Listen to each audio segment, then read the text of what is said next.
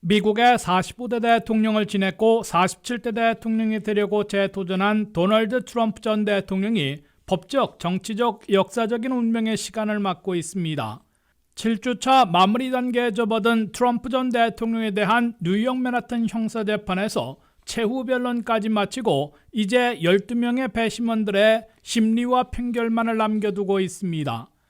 28일 열린 최후 변론에서 트럼프 변호인들은 한때 해결사를 자처했던 마이클 쿠언 변호사야말로 최대의 거짓말장이라며 트럼프 전 대통령은 입막음 대가 지불을 숨기기 위해 회사 장부를 추적했다는 증거는 단 하나도 없다고 강조했습니다.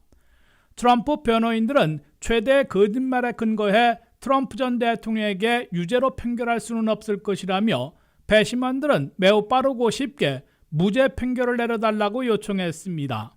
이에 맞서 뉴욕 검찰은 트럼프 전 대통령의 지시를 받고 입막음 대가를 지불한 후에 회사로부터 환급을 받았다는 옛 해결사 마이클 쿠언 변호사의 증언을 뒷받침할 10여 명의 다른 증인들의 증언과 물증들을 요약하며 트럼프 전 대통령의 34가지 중범죄 혐의를 유죄 판결해달라고 요구했습니다. 12명의 배심원들은 29일부터 델리버레이션으로 불리는 심리에 돌입합니다. 심리 첫날 판결에 도달할 수도 있고 며칠 걸릴 수도 있어 이르면 31일에 판결을 내릴 것으로 예상되고 있습니다. 배심원 판결은 유죄 또는 무죄 판결을 내릴 수 있고 배심원들이 판결에 도달하지 못하는 미결정 심리 등 세 갈래 중에 하나로 나오게 됩니다.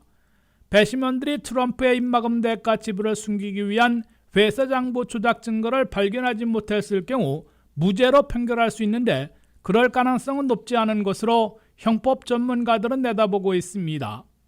트럼프 전 대통령이 유죄 판결을 받는다면 징역형에 처해질 수 있으나 대선을 앞두고 투옥되는 일은 없을 것이며 대선 전의 최종 결정이 끝나지도 못할 것으로 예상되고 있습니다. 유죄 판결 시 트럼프 전 대통령은 대략 4년형의 징역형에 처해질 수 있으나 선고 일정을 잡는 데만 2달은 걸리고 대선을 목전에 두고 대통령 후보를 실제 투옥시키지는 못할 것으로 보입니다. 더욱이 유죄 판결 시 트럼프 측이 즉각 항소, 상고로 법적 투쟁을 지속할 게 분명해 대선 이전에 최종 결정이 내려지지도 못하게 됩니다. 내심 트럼프 측이 원하고 있는 것은 배심원들이 공통의 버딕에 도달하지 못해 판사가 미스트라이얼, 즉 미결정 심리를 선언하는 경우로 보입니다. 배심원들의 심리가 내주로 미뤄지면 판결 도달 실패로 미결정 심리로 선언될 가능성이 높아지게 됩니다. 배심원들의 판결 도달 실패 시에는 검사가 새로운 배심원들로 재판을 다시 실시할 수도 있으나 상당한 시일이 걸리기 때문에 파장은 급속 사라지게 될 것으로 예상됩니다. 결국 도널드 트럼프 전 대통령이 47대 미국 대통령으로 백악관에 재입성할지는 각종 재판 경과를 지켜본 미국 유권자들의 손에 달려있는 것으로 관측되고 있습니다. WKTV 뉴스 안면택입니다.